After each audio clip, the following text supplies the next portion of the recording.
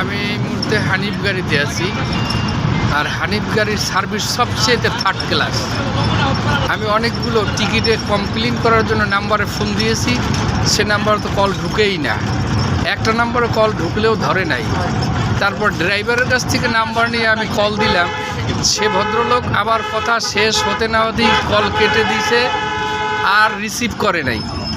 তাই আমি যা বলতে চাচ্ছি এটা বলতে পারতেছি না। এদের সার্ভিস সবচাইতে নিকৃষ্ট, আর এদের কাউন্টারের লোকজনের আচার আচরণ জানোয়ারের মতো। আর এরা যেখানে সেখানে থামাইয়া যাত্রী উঠায় টোকাইতে থাকে, এক কথায় এদের সার্ভিস একদম খারাপ, থার্ড ক্লাস। আর যার কাছে আমি ফোন দিছিলাম সম্ভবত ওনার নাম মাহবুব সাহেব, উনি কিন্তু আমার ফোনটা রিসিভ করে নাই।